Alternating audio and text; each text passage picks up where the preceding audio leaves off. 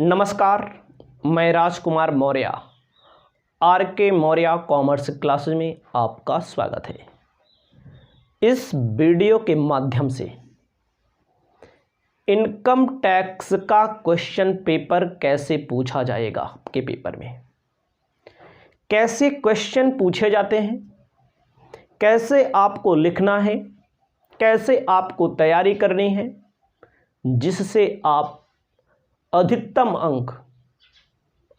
अंक का मतलब परसेंटेज इंक्रीज करने वाला, परसेंटेज बढ़ाने वाला अंक प्राप्त कर सकते हैं। कम पढ़ाई में अधिकतम अंक कैसे मिलेगा आपको, पूरी वीडियो देखिए।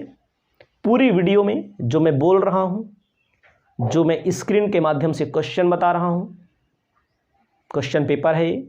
ऐसे ही क्वेश्चन हर साल पूछा जाता है, थोड़ा इधर उधर हो जाता है बस। यदि आप पूरा पालन कर लेते हैं तो आप पेपर में ला लीजिएगा। जो मैं बता रहा हूं यही आपके पेपर में आएगा। जैसे हमारे पास मैंने एक क्वेश्चन पेपर उठाया है। क्वेश्चन पेपर आप किसी भी विश्वविद्यालय के आप हैं। बहुत सारे बच्चे कहते हैं फलाना विश्वविद्यालय के हैं, इस विश्वविद्यालय के हैं, उस विश्वविद्यालय के हैं। इन सबसे आपको कोई लेना देना नहीं है, कोई लेना देना नहीं है। केवल लेना देना है कि आप जो पढ़ेंगे, क्वेश्चन पेपर पढ़ेंगे, जो आपको पेपर देना होगा, इनकम टैक्स का पेपर देना होगा। ऑल ओवर इंडिया में इनकम टैक्स का एक ही नियम लागू होता है। जितने स्टेट हैं पूरे इंडिया में, तो जितनी यूनिवर्सिटी हैं, कुल यही इनकम टैक्स लागू होता है। ठीक है।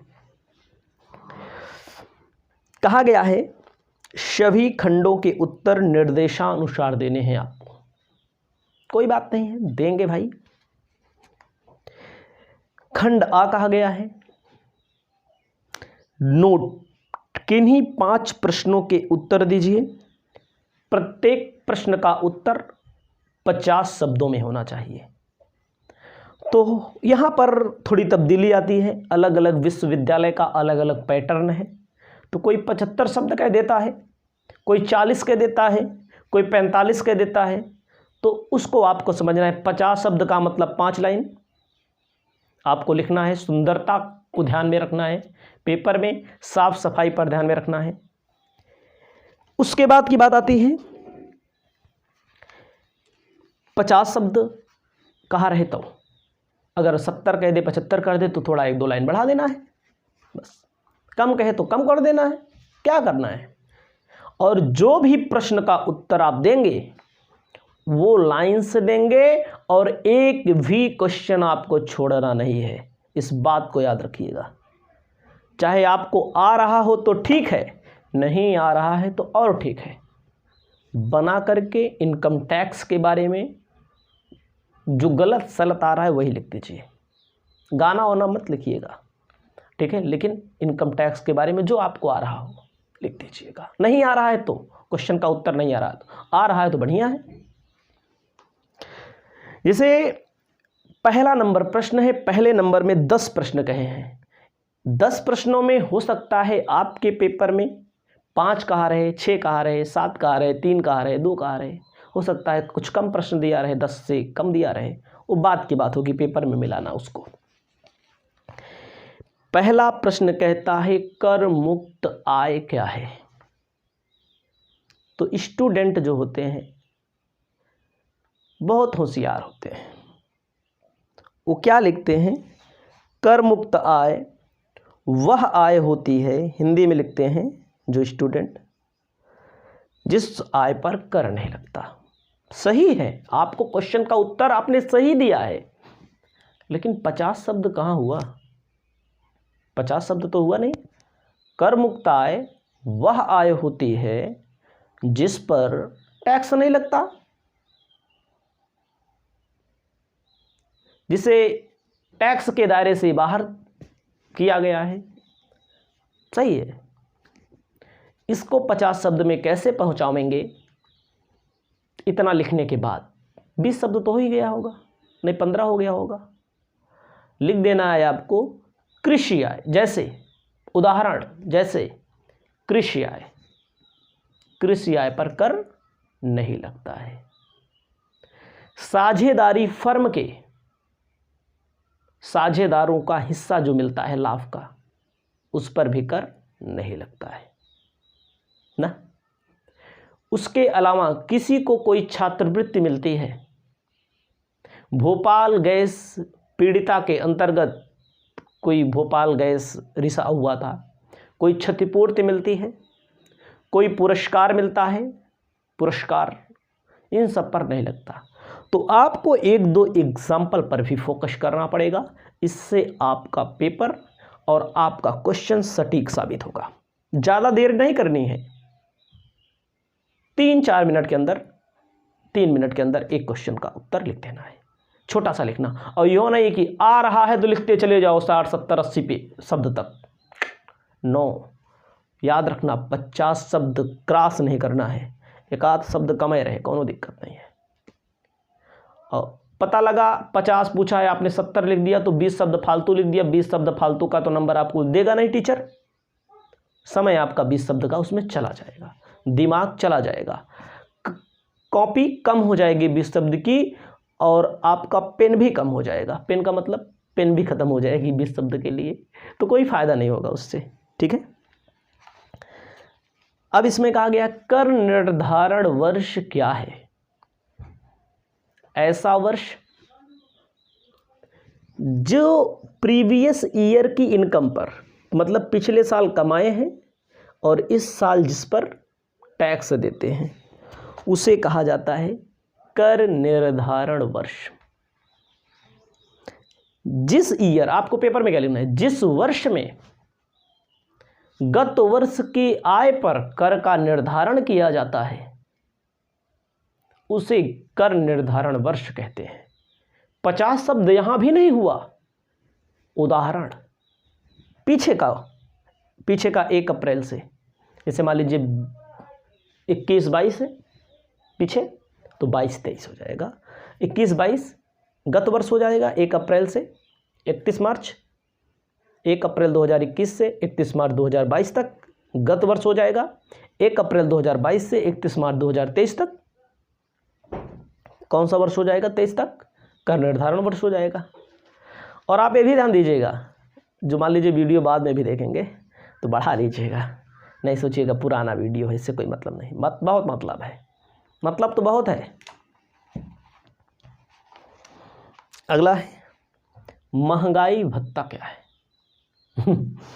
महंगाई भत्ता, जिसे महंगाई बढ़ती है तो सरकार या कंपनी या कोई संस्था भी अपने कर्मचारियों के खर्चों की पूर्ति के लिए वेतन अलग मिलता है, महंगाई के लिए कुछ भत्ता देने लगती है, जिसे कहा जाता है महंगाई भत्ता। तो आपको लिखना पड़ेगा। अब एक का उत्तर तो मैं 50 शब्द में बोल नहीं सकता, क्योंकि मैं यहाँ पर क्वेश्चन उपलब्ध करा रहा हूँ, उत्तर तो उपलब्ध नहीं करा रहा हूँ, फिर भी मैं बताने का प्रयास करता हूँ। अगला है मकान संपत्ति की आय के अंतर्गत मकान का क्या आशय है। बड़ा इंपॉर्टेंट चैप्टर, यहाँ से एक न्यूमेरिकल भी आता है, पता नहीं आया है कि नहीं आया है, वैसे आया होगा, आगे दिया होगा, आया होगा तो नहीं आया होगा तो कोई बात नहीं। ध्यान दीजिएगा, मकान संपत्ति के अंतर्गत आपको सिर्फ लिखना मकान संपत्ति से आशय, मकान संपत्ति जो मकान, जिस मकान पर कर लगता हो। मकान संपत्ति के अंतर्गत स्वयं का मकान भी आता है, किराए पर उठाया गया मकान भी आता है। किराए पर उठाए गए मकान में जो किराया मिलता है उसमें से म्युनिसिपल टैक्स माइनस करते हैं। म्युनिसिपल टैक्स माइनस करने के बाद एनुअल वैल्यू आता है, एनुअल वैल्यू के बाद स्टैंडर्ड डिडक्शन माइनस करते हैं, स्टैंडर्ड डिडक्शन के बाद ब्याज माइनस करते हैं। ये सब सारी चीज़ें लिख देना है और क्या करना है। पेशा किसे कहा जाता है? पेशा, ये व्यापार एवं पेशे से आय, income from business profession chapter है। ठीक है, पेशा किसे कहा जाता है? पेशा जहां पर दिमाग की आवश्यकता होती है।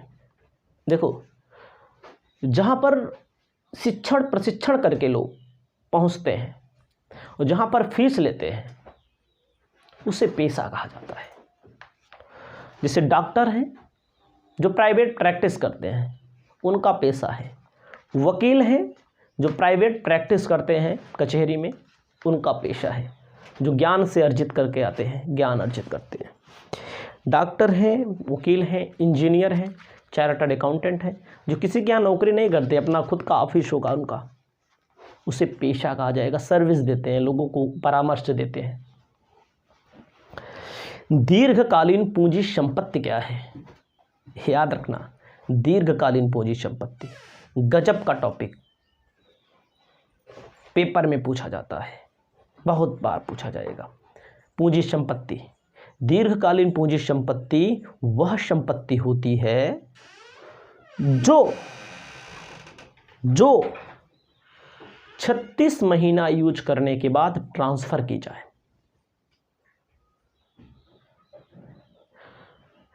ठीक है, दीर्घकालीन पूंजी संपत्ति जैसे जमीन, जायदाद, यही सब आपको लिखना है। दीर्घकालीन पूंजी लाभ होता है, उसको ट्रांसफ़र करने पर तो उस पर 20% टैक्स लगता है, स्लैब से बाहर रखा गया है, ये सारी चीज़ें होती हैं। पूरा का पूरा क्लास हमारे पास उपलब्ध है, पूरा ऐसे नहीं पढ़ा रहे हैं, पूरा क्लास उपलब्ध है। 1000 रुपये में पूरा इनकम टैक्स का पेपर उपलब्ध कराते हैं। पेपर मतलब पूरी क्लास A to Z, किसी भी राइटर की बुक हो आपके पास, आप किसी भी स्टेट से हो, आपको मिल जाएगी। अगला है 5 कर मुक्त प्रतिभूतियों के नाम बताइए। ठीक है, वो आपका काम है। अब 5 में 5 कर मुक्त प्रतिभूतियों का नाम बताइए। इस बात का ध्यान आपको स्पष्टता के साथ, ठीक है। उसके बाद कहता है मानी गई आय क्या है?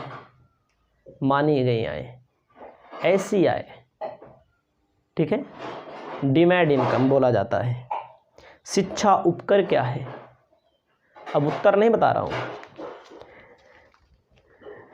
शिक्षा उपकर मतलब जैसे जो 4%, 3% है, 2% उच्च शिक्षा, 2% शिक्षा उपकर है, 1% उच्च शिक्षा उपकर है। सरकार जो होती है ना, टैक्स पे टैक्स लगा देती है एजुकेशन को बढ़ावा देने के लिए। अब तो स्वास्थ्य भी लगता है, पहले शिक्षा के लिए लगता था। CBDT का पूरा नाम क्या है? CBDT सेंट्रल बोर्ड, B मतलब C से सेंट्रल, B से बोर्ड, D का मतलब डायरेक्ट, T का मतलब tax, central board of direct tax. ठीक है, प्रत्यक्ष करों का, इंग्लिश हिंदी में बोलते हैं प्रत्यक्ष करों का केंद्रीय बोर्ड। खंड आ हो गया, निशान लगा देते हैं क्योंकि हमें वीडियो को एडिट करने में आसानी होगी, नहीं तो पूरा वीडियो देखना पड़ता है। बात आती है खंड बाकी। कहता है 200 शब्दों में लिखो, मैं बता दिया है 25 अंकों का भी है क्वेश्चन, वहाँ 2 है क्वेश्चन करना है। आपके पेपर में जो कहा रहेगा 2 करना है 3 करना है, उतना करना होगा। अब यहाँ पर बात आती है भैया न्यूमेरिकल और थ्योरिकल। अगर आपको 2 न्यूमेरिकल आ रहे हैं पूरे प्रश्न पत्र में, आपने 2 ही चैप्टर पढ़ा है, 3 चैप्टर पढ़ा है, पूरा जरूरी नहीं है पूरा आपको आता हो, तब भी आपको अधिकतम अंक मिलेगा। बात आती है कर नियोजन। दूसरा प्रश्न कहता है, पहले में 10 थे, 10 उप प्रश्न थे, ये दूसरा प्रश्न है। दूसरे में कहता है कर नियोजन एवं कर बचाव में अंतर बताइए। कर नियोजन और कर बचाव में क्या बताना है आपको? अंतर बताना है। हर साल कर नियोजन, कर अपवंचन, कर बचाव, हर साल, साल दर साल पेपर में क्वेश्चन पूछा जाता है, रिकॉर्ड तोड़ क्वेश्चन पूछा जाता है। अब उत्तर तो बताने का टाइम नहीं है यहाँ पर, लेकिन कर नियोजन का मतलब होता है कर की चोरी ना करो। सरकार, गवर्नमेंट क्या करती है कर नियोजन के संबंध में? सरकार, गवर्नमेंट कर नियोजन के संबंध में तमाम छूटें दे देती हैं, तमाम डिडक्शंस दे देती हैं, जिनका लाभ उठा करके आप कर की चोरी ना करें, आप अपने कर के दायित्व को कम कर सकते हैं। इन सब की पूरी पेड क्लास में वीडियो बना है, यूट्यूब पर बहुत सारी वीडियो मैंने डाली हुई है। यूट्यूब पर भी मिलेंगी। अगर रेगुलर क्लास जो मिलती है, जो लाइन से मिलती है एकदम सीरियल बाय सीरियल, वो सब ऐप पर हमारे हैं, हमारा ऐप है, वहाँ पर मैंने क्लास दिया है। अगर आपके पास टाइम है पढ़ने का तो ऐप पर ज्वाइन करिए। और दावा करता हूँ, कर बचाव किसे कहा जाता है? कर बचाव का मतलब इनकम टैक्स के नियमों व कानूनों का उल्लंघन किए बिना इनकम टैक्स की कमियों को निकाल लीजिए। भाई कौनो चीज़ है तुम्हें कमी कुछ ना कुछ है, कोई कानून बना है तो लाभ है तो हानि है उसमें, मतलब कि उन्हें कुछ अच्छाई है तो कुछ बुराई है, उन्हें कुछ कमी है तो उसी कमी के अंदर घुस करके कमी को निकाल करके कर बचाव कर लीजिए। ये सब चीज़ें पढ़ाई गई हैं। कर अपवंचन, टैक्स की चोरी करना कैसे किया जाता है, अगर डिटेल में जाएंगे तो बहुत बड़ा टॉपिक है। 200 शब्द तो हम लिख लेंगे, आपको भी लिखना पड़ेगा, पेपर आप देने जा रहे हैं, ठीक है। मान लीजिए आप कहते हैं 200 शब्द नहीं लिख पाएंगे, हम न्यूमेरिकल करना चाहते हैं, तो मेरे भाई इतना आसान सवाल पूछा गया है। मैंने भी पीछे बोला था, मैंने पेपर ही पढ़ा नहीं है क्या पूछा गया क्या नहीं, लेकिन मैं बता रहा हूँ। इनकम फ्रॉम हाउस प्रॉपर्टी में छोटा क्वेश्चन आपको पीछे मिला एक, और या लॉन्ग वाले में आ गए, थोड़ा दीर्घ वाले में आ गए तो आपको न्यूमेरिकल मिला। मकान संपत्ति से मैं यहाँ सॉल्व भी नहीं करूँगा। कहता है उचित किराया, प्राप्त किराया, वास्तविक, नगर पालिका मूल्यांकन, मानक किराया, नगर पालिका कर ब्याज का भुगतान। जो स्टूडेंट इस क्वेश्चन को ना सॉल्व कर पावे ओके पेपर देना बेकार है, याद रख लीजिएगा, बुरा मत मानिएगा हमारी बात को। क्यों? इतना आसान, इतना आसान, इतना आसान। इनकम फ्रॉम हाउस प्रॉपर्टी का ऐसा मान लीजिए पहला दूसरा क्वेश्चन है बेचारा, तीसरा क्वेश्चन है, ये बहुत आसान है। साफ साफ मैं बता सकता हूँ इसमें उत्तर क्या आएगा बिना सॉल्व किए। उचित किराया दिया हुआ है, नगर पालिका मूल्यांकन, दोनों में जो ज़्यादा होता है उसे बोलते हैं एक्सपेक्टेड। 80 और 50 में 80 ज़्यादा है, और उसके बाद मानक किराया देखा जाता है। 80 और 60 में 60 कम है, उसके बाद वास्तविक किराया देखा जाता है 72,000। 72,000 में 20% माइनस कर लो, जो भी आवे 20 पर 72,000 का 20% माइनस कर लो, उसके बाद 18,000 माइनस कर दो। 72,000 का 20% फिर 18,000 माइनस कर दो। उत्तर ऐसे रखा हुआ है, बस हो गया। तो कितने टाइम का उत्तर है? जितने देर में ऊपर वाला 200 शब्द छापोगे, लिखोगे, 5 मिनट लगेगा बढ़िया से राइटिंग में, सुंदरता से, सोचने में, विचारने में, क्वेश्चन सॉल्व। थ्योरी लिखोगे 200 शब्द का ना तो 20 मिनट लगेगा, 20 मिला लीजिएगा, घड़ी देख लीजिएगा ऐसे, घड़ी बैठ करके। तो यही है खासियत अच्छा अंक प्राप्त करने की।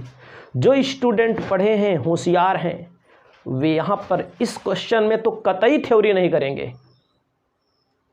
अब जो पढ़ा ही नहीं है तो कहेगा लावा लिखते हैं इधर उधर ना, इधर उधर लिखोगे। कै नंबर का क्वेश्चन बोला है? अगर हमारी इस 25 नंबर का उत्तर, इतना छोटा सा पेज बचेगा। कितना बड़ा बड़ा लिखोगे, इतना बड़ा बड़ा लिखोगे तब वो पेज बच जाएगा। 200 क्या बोलते हैं सवाल लगाओगे तो मैं नहीं कर रहा हूँ, सवालें लगाइए, आसान है इसलिए इतना लेक्चर दे रहा हूँ। चलो आपकी मर्जी, आप पर छोड़ते हैं, आप क्या करके आएंगे। लेकिन याद रखिएगा हाउस प्रॉपर्टी से क्वेश्चन जरूर पूछा जाएगा, पेपर उठाइएगा, मिला लीजिएगा। अगर हम इसी प्रश्न पत्र को आधार माने तो 5 नंबर अति लघु उत्तरी में, 25 नंबर दीर्घ उत्तरी में, दीर्घ उत्तरी मान लीजिए, लघु उत्तरी में 25, 5, 30 नंबर का तो अभी ही पूछ लिया गया है, आगे पता नहीं पूछा गया है कि नहीं। अगला कहता है तीसरा क्वेश्चन पर आइए, 200 शब्द लिखना पड़ेगा। इसमें भी मेसर्स ज्वाला ट्रेडर्स का लाभ हानि खाता इन मदों को नामित करने के बाद 2 लाख रुपए का शुद्ध लाभ प्रदर्शित करता है। आपको बता दूं, इनकम फ्रॉम बिजनेस प्रोफेशन से संबंधित यह क्वेश्चन है। इस क्वेश्चन का उत्तर भी चुटकियों में है।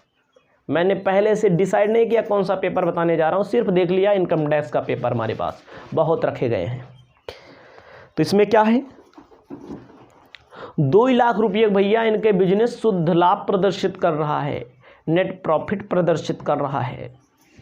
उसके बाद क्या कहता है, व्यक्तिगत व्ययों के लिए आहरण, जीवन बीमा प्रीमियम, आयकर कार्यवाही से संबंधित व्यय 15,000, स्वयं के निवास के लिए मकान का नगर पालिका कर 2800 रुपया, व्यापार की कर योग्य आय मालूम करिए। चुटकियों में सॉल्व होगा, चुटकियों में।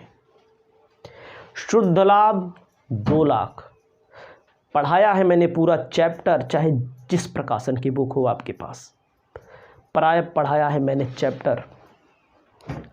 शुद्ध लाभ में डिसअलाउड इन एक्सपेंसेस को ऐड कर दिया जाता है। डिसअलाउड में आहरण को ऐड, 2 लाख में आहरण 20,000 ऐड कर दिया जाएगा, लिख करके लाइफ इंश्योरेंस प्रीमियम 30,000 ऐड कर दिया जाएगा, इनकम टैक्स 44,000 ऐड किया जाएगा, आयकर के संबंध में कार्यवाही पर व्यय जो हो रहा है 15,000 माइनस कर दिया जाएगा। नगर पालिका कर का कोई मतलब नहीं है क्योंकि स्वयं के यूज में ले रहे हैं। तो अगर किसी मकान में कोई भी व्यक्ति स्वयं रहता है तो वह इनकम फ्रॉम हाउस प्रॉपर्टी में कैलकुलेट होता है, ना कि बिजनेस प्रोफेशन में कैलकुलेट होगा। ठीक है, सोच लीजिए, यही है न्यूमेरिकल का फ़ायदा। चलो ठीक है, आप बड़ा बड़ा न्यूमेरिकल कर रहे हैं, हम न्यूमेरिकल नहीं लगाएंगे, थ्योरी लिखेंगे। लिखो बच्चा, व्यापार या पेशे में कौन कौन सी आय शामिल नहीं की जाती है। ऐसे इनकम जो व्यापार एवं पेशे की हैं नहीं शामिल की जाती है। किताब खोल लीजिएगा, पहले दूसरे पेज के बाद देख लीजिएगा, ऐसी इनकम जो व्यापार एवं पेशे में शामिल नहीं की जाती है। उत्तर लिख लीजिएगा। अगर आप इस क्वेश्चन को करेंगे, लिखेंगे तो 200 शब्द में पेपर में लिखना है। और मैंने फिर कहा, यहीं से क्वेश्चन पूछा जाएगा, चाहे इधर चाहे उधर। अगला कहता है, चौथा नंबर, बड़ा आसान क्वेश्चन आ गया है फिर एक बार। कैपिटल गेन आसान चैप्टर है, हाउस प्रॉपर्टी आसान चैप्टर है, बिजनेस प्रोफेशन आसान चैप्टर है। कहता है, श्री सुदेश ने 1 मई 2019 को अपना मकान 17 लाख में बेच दिया। हमारी बातों को समझिएगा, इसमें सन में थोड़ा परिवर्तन रहता है, सन ना, लेकिन ऐसे ही क्वेश्चन होते हैं। यह मकान उनके पिता ने 1960 में 50,000 रुपये में खरीदा था। इनके बाबूजी ने, इनके फादर ने, इनके पिताजी ने 1960 में खरीदा था।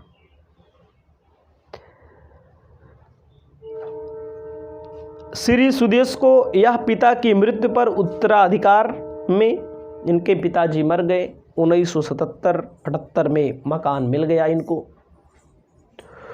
उसके बाद 1/4/2001 को इसका उचित बाजार मूल्य 1,45,000 रुपया, 1 दिसंबर 2019 को 2,50,000 तथा 3 लाख में अन्य मकान खरीदा इन्होंने। कर निर्धारण वर्ष के लिए इंडेक्स नंबर लागत सूचकांक भी दिया। बहरहाल लागत सूचकांक बदल जाता है। हमारी बातों को जरा समझिएगा, वो सब आप कर लेंगे जब आप इनकम फ्रॉम कैपिटल गेन वाला चैप्टर थोड़ा बहुत भी पढ़े होंगे। कब सोच लो करना क्या है। इनमें पहली बात तो 50,000 रुपया से कोनो मतलब नहीं जो भी इनके पिताजी खरीदे थे। सबसे ऊपर लिखा जाएगा सेल प्रोसीड 17 लाख, लेस किया जाएगा लेस कॉस्ट ऑफ इंडेक्स 1,45,000 गुणे 289/100 इस सूचकांक के आधार पे। फिर बाद में 2,50,000 और 3 लाख 2 मकान खरीदे हैं, माइनस कर लिया जाएगा, जो बचेगा टैक्सेबल हो जाएगा। आपको आगे ध्यान देना है, आपको आगे क्या ध्यान देना है।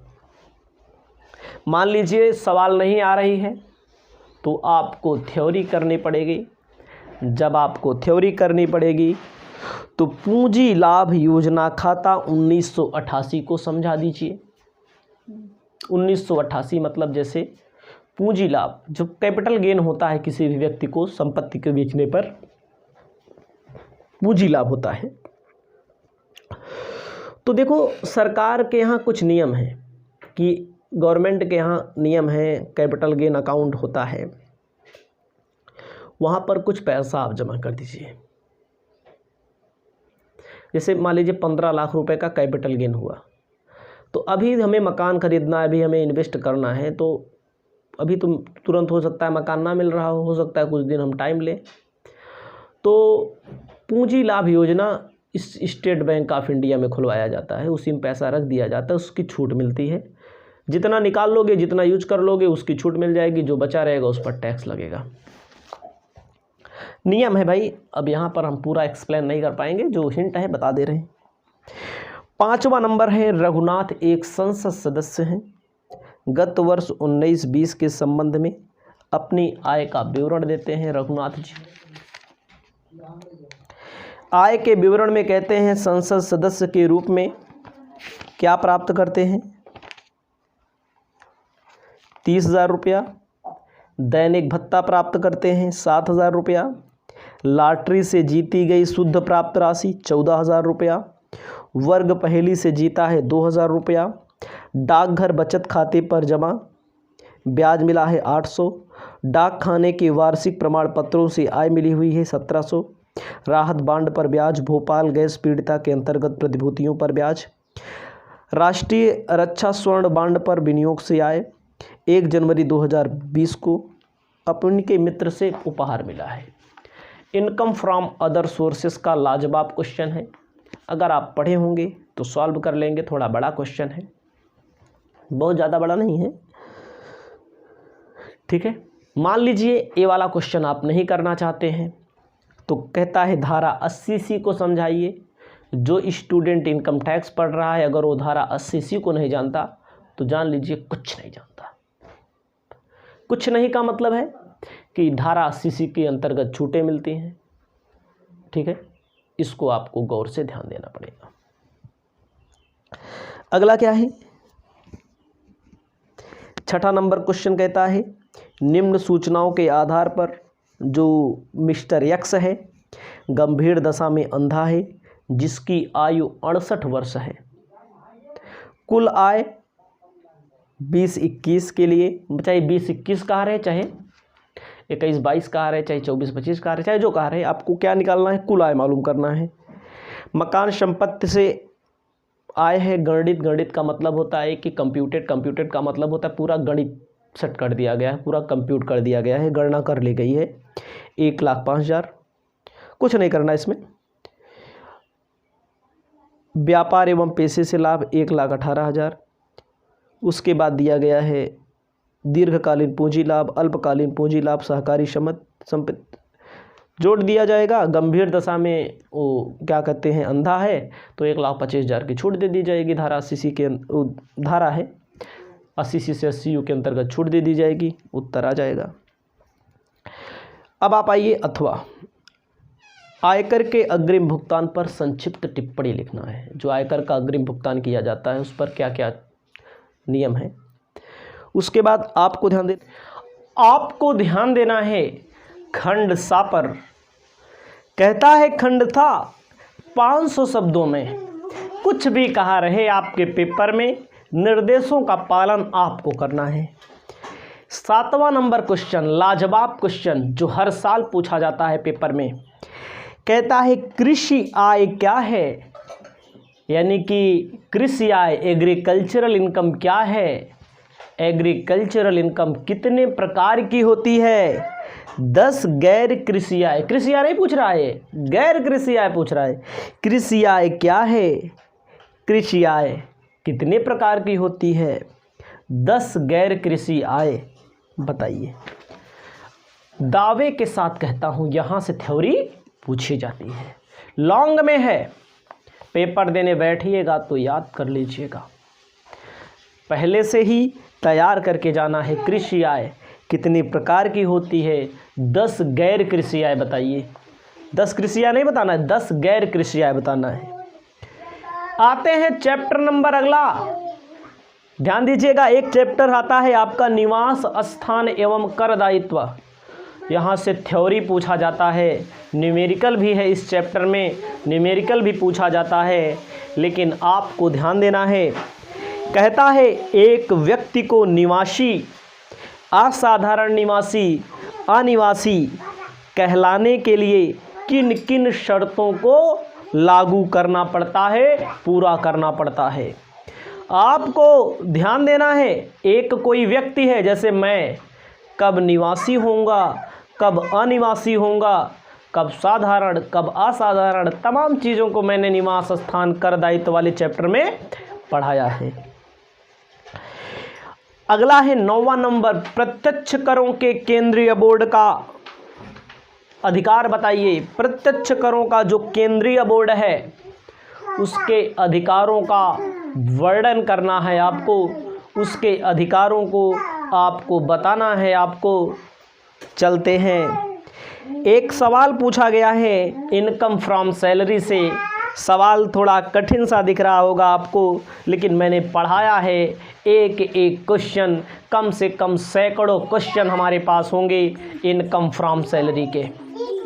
ध्यान दीजिएगा, कहता है श्रीमती सीमा की गत वर्ष की आय का विवरण निम्न प्रकार है। वेतन 25,000, कर काटने के बाद 3 लाख रुपया, महंगाई भत्ता सेवा शर्तों के अधीन है 12,000, चिकित्सा भत्ता, शिक्षा भत्ता 3 बच्चों के लिए मिल रहा है। चिकित्सा भत्ता जो मिल रहा है 20,000, 15,000 खर्चा किया, 5,000 टैक्सेबल होगा। सॉरी, इसका नियम कानून पूरा आपको चेक करना पड़ेगा। चेन्नई में निःशुल्क आवास की सुविधा मिली हुई है चेन्नई में, जिसके लिए कंपनी 10,000 रुपया प्रतिमाह चुकाती है। आवास में फर्नीचर लगा हुआ है जिसका किराया 2,000 रुपया है। इस आवास में माली भी दिया गया है जिसका वेतन 1,000 रुपया है। नियोक्ता ने घरेलू नौकर तथा फर्राश की सुविधा भी दे दी है। नियोक्ता 1,500 रुपया प्रतिमाह चुकाता है। नियोक्ता ने रिफ्रेशर का कोर्स किया हुआ है, इनके रिफ्रेशर कोर्स पर 9,000 व्यय किया हुआ है। नियोक्ता ने इनके टेलीफोन बिल का 12,000 रुपया चुकाया हुआ है। आपको ध्यान देना है, कर योग्य वेतन की गणना करनी है, आयकर विवरणी भी जमा करते हैं। हम आपको बताना चाहते हैं इनकम फ्रॉम सैलरी बहुत ही महत्वपूर्ण चैप्टर, बहुत ही महत्वपूर्ण है। सैलरी नहीं पढ़ा तो आपने इनकम टैक्स नहीं पढ़ा। आपको आगे बताना चाहते हैं, श्रीमती प्रिया जैन एक चिकित्सक हैं, प्राप्ति और भुगतान दिया हुआ है। ध्यान दीजिएगा, आपको आगे ध्यान देना है, प्राप्ति भुगतान खाता दिया गया है। इनकम फ्रॉम बिजनेस प्रोफेशन का क्वेश्चन कहता है शेष लाया गया दवाइयों के विक्रय से प्राप्ति, परामर्श शुल्क, शल्यक्रिया शुल्क, मकान संपत्ति से किराया, रोगियों से उपहार, विवरण में खर्चा दिया गया है। ध्यान दीजिएगा मेरे भाई, किराया ऐसे भवन का चुकाया गया है, आधा भाग अपने डिस्पेंसरी, आधा भाग स्वयं के प्रयोग, स्कूटी का 1/4 भाग निजी प्रयोग, मरीजों से शल्य क्रिया के लिए 6,000 लेना बाकी है, जिससे मरीजों से जो ऑपरेशन किया जाता है। कर योग्य हिसाब रोकड़ वही खाता रखना है। तो देखो क्वेश्चन है, क्वेश्चन को सॉल्व करना पड़ेगा आपको।